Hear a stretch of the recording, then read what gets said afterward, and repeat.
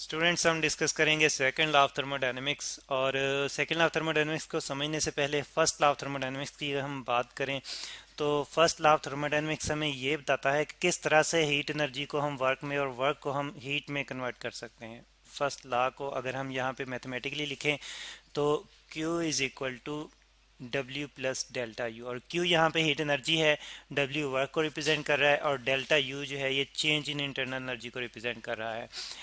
अब first law के मुताबिक हमें वर्क को हीट में और हीट को वर्क में कन्वर्ट करने का तो आइडिया हो गया है। यानी हम यहाँ पे लिख लेते हैं हीट एनर्जी यानी कि हम थर्मोडायनेमिकल प्रोसेस फॉलो करते हुए हम वर्क कर सकते हैं। तो हीट एनर्जी से वर्क ले सकते हैं, वर्क से हीट एनर्जी जो है वो प्रोड्यूस कर सकते हैं।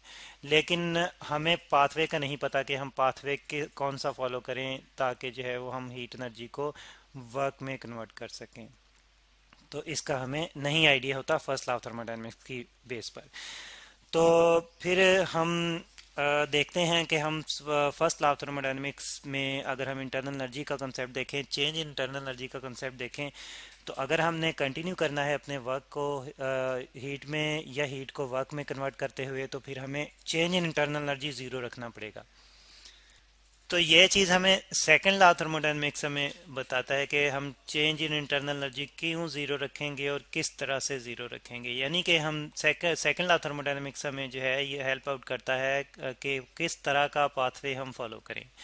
ठीक है जी। तो अब यहाँ पे सेकंड लॉ जो है वो हमें पाथवे देता है, हमें प्रोसेस बताता है किस तरह का प्रोसेस, किस तरह का पाथवे हम जो है वो फॉलो करें, और ताकि चेंज इन इंटरनल एनर्जी जो है वो ज़ीरो रहे। अगर change in internal energy zero रहेगा तो वर्क जो है वो कंटिन्यू रहेगा। टू कंटिन्यू यानी कि हम लिख सकते हैं कि हीट और वर्क का आपस में जो फिर इंटरचेंज है वर्क टू हीट और या हीट टू वर्क जो है ये कंटिन्यू रहेगा। यानी कि हीट को हम वर्क में कंटिन्यूसली कन्वर्ट कर सकते हैं।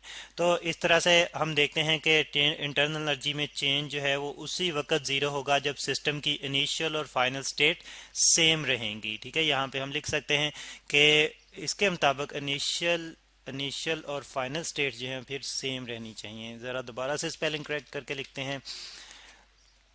इनिशियल स्टेट जो है वो फाइनल स्टेट के ही बराबर होनी चाहिए। हम ये कह सकते हैं कि फाइनल स्टेट जो है वो वही आए जो कि इनिशियल स्टेट थी। तो इस तरह से सिस्टम जो है, फिर इसका मतलब ये है कि सिस्टम को एक साइक्लिक प्रोसेस फॉलो करना चाहिए, एक रिवर्सिबल साइकिल जो है वो फॉलो करना चाहिए। रिवर्सिबल साइकिल यानी कि सिस्टम वापस अपनी इनिशियल स्टेट पे आ जाए at the and, final state भी वही हो जो उसकी इनिशियल स्टेट हो। तो इस तरह से एक रिवर्सिबल साइकिल सिस्टम जब फॉलो करेगा तो उसकी इंटरनल एनर्जी में चेंज जो है वो ज़ीरो रहेगा, और जब चेंज ज़ीरो रहेगा तो जो हीट है वो वर्क में कन्वर्ट हो सकती है, या वर्क जो है वो हीट में सारे का सारा कन्वर्ट हो जाएगा। तो अब किस तरह से सारे की सारी हीट जो है वो वर्क में कन्वर्ट हो सकती है और क्या ऐसा हो भी सकता है या नहीं, हम ये देखेंगे। Second law of thermodynamics actually हमें यही बताता है। पहली बात तो ये हमें बताता है कि हमने एक रिवर्सिबल साइकिल फॉलो करना है जिसकी मदद से हम हीट को वर्क में और वर्क को हीट में कंटिन्यूसली कन्वर्ट कर सकते हैं। और फिर हमें जो है वो एक कंस्टेंट एक कंडीशन भी लगाता है कि हम सारी की सारी हीट जो है वो वर्क में कन्वर्ट नहीं कर सकते। ठीक है, यानी कि अगर हमने हीट को वर्क में कन्वर्ट करना है तो हीट की कुछ अमाउंट जो है वो हम कन्वर्ट करेंगे वर्क में, सारी की सारी अमाउंट जो है वो वर्क में कन्वर्ट नहीं कर सकते। क्यों नहीं कर सकते? क्योंकि हमने इंटरनल एनर्जी जो है वो कांस्टेंट रखनी है। तो इसलिए यानी कि चेंज इन इंटरनल एनर्जी जो है वो प्रोड्यूस होनी नहीं देना। तो वर्क को अगर हमने साइक्लिक प्रोसेस के थ्रू जो है वो गेन करना है, कंटिन्यू रखना है, तो इंटरनल एनर्जी हमें ज़ीरो रखनी पड़ेगी। तो उसके लिए फिर हमें कुछ हीट जो है वो रिजेक्ट करनी पड़ेगी, यानी कि कुछ हीट जो है वर्क में कन्वर्ट हो जाएगी और बाकी हीट जो है वो फिर इन्वायरमेंट में या सराउंडिंग में वापस जो है वो ट्रांसफ़र हो जाएगी। तो इस तरह से सेकंड लॉ थर्मोडायनेमिक्स जो है वो हमें एक तरीकाकार बताता है, हमें एक जो है वो पाथवे बताता है कि किस तरह से हम हीट को वर्क में कन्वर्ट कर सकते हैं। तो इसके मुताबिक हम देखते हैं कि वर्क में अगर हमने हीट को कन्वर्ट करना है तो कुछ पार्ट जो है वो हम एक एज अ इनपुट लेंगे, Q1 हम एज अ इनपुट लेंगे, उसमें से कुछ पार्ट जो है वर्क में कन्वर्ट करेंगे और बाकी पार्ट जो है फिर जो बचेगा वो हम शिफ्ट कर देंगे वापस सराउंडिंग को। तो तो इसको अगर हम जो है वो रिप्रेजेंट करना चाहें एक साइक्लिक प्रोसेस के थ्रू, तो यहाँ पे स्टूडेंट्स एक्चुअली वही साइक्लिक प्रोसेस आप देख रहे हैं। तो अब अगर हम ये वाला प्रोसेस फॉलो करेंगे जिसमें हम हीट की कुछ अमाउंट जो है वो वर्क में कन्वर्ट करके बाकी अमाउंट जो है वो हम इन्वायरमेंट में ट्रांसफ़र कर देते हैं, तो तब ही इंटरनल एनर्जी जो है वो ज़ीरो रहेगी और वर्क जो है वो continue, change in internal energy zero रहेगा और वर्क जो है वो कंटिन्यू रहेगा। ठीक है, वर्क जो है ये कंटिन्यू रहेगा, यानी कि साइक्लिक प्रोसेस जो है वो कंटिन्यू रहेगा। कंटिन्यू। अब हम बात करते हैं यहाँ ये तो हमने जो थी वो बेसिक अंडरस्टैंडिंग देखी कि सेकंड लॉ ऑफ थर्मोडायनेमिक्स की बेस पर एक्चुअली हम जो है वो किस तरह से हीट से वर्क ले सकते हैं या वर्क को हीट में कन्वर्ट कर सकते हैं, और एक रिवर्सिबल साइकिल फॉलो करते हुए, और इस तरह से कि इंटरनल एनर्जी में चेंज जो है वो ज़ीरो रहे, इंटरनल एनर्जी में चेंज आए।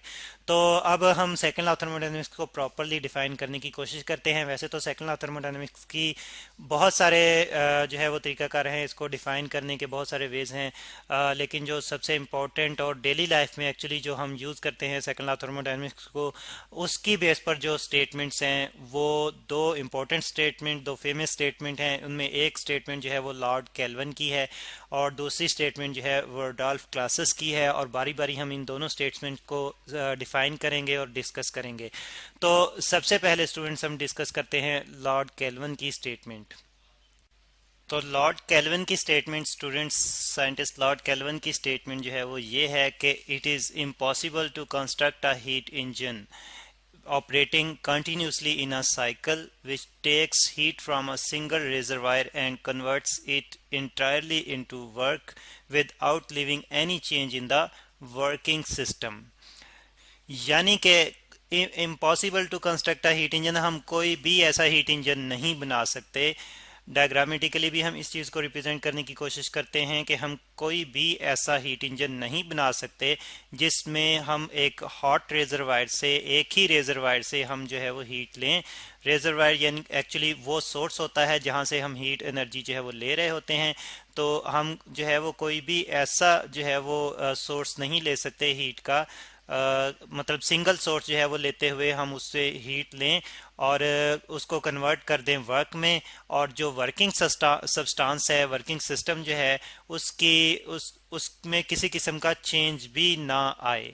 तो कोई ऐसा हीट इंजन हम नहीं बना सकते जिसमें ये कंडीशन जो है हम फुलफिल कर सकें कि एक हॉट रेजरवायर हो, यहाँ पे हाई टेम्परेचर रेजरवायर में इसको कहता हूँ HTR, यानी कि हॉट रेजरवायर है। एक्चुअली ये हाई टेम्परेचर रेजरवायर है, यहाँ से हम हीट एनर्जी लेंगे एक वर्किंग सब्सटेंस के लिए।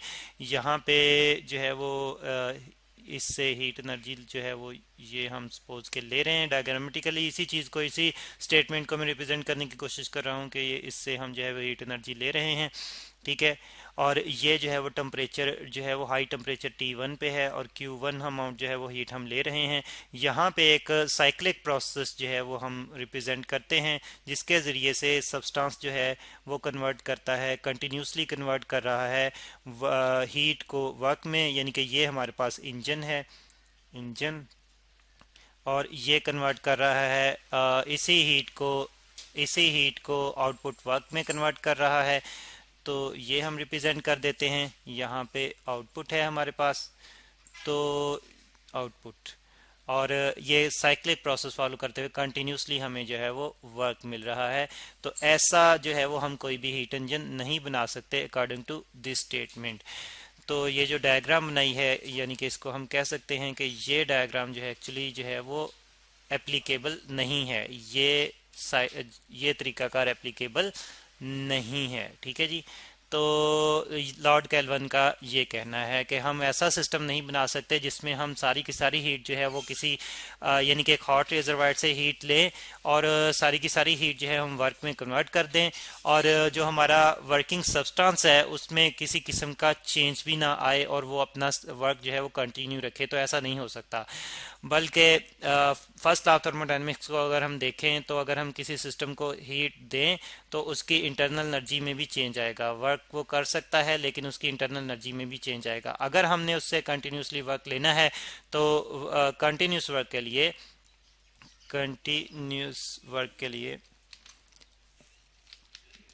कंटिन्यूस वर्क के लिए हमें जो चेंज इन इंटरनल एनर्जी है वो ज़ीरो रखना पड़ेगा, ठीक है, ताकि हम उसे बार बार जो है वर्क ले सकें। तो तो तब ही जो है वो हम हीट जो है वो वर्क में कन्वर्ट कर सकते हैं। लेकिन ऐसा करने के लिए फिर हम सारी की सारी हीट वर्क में कन्वर्ट नहीं कर सकते।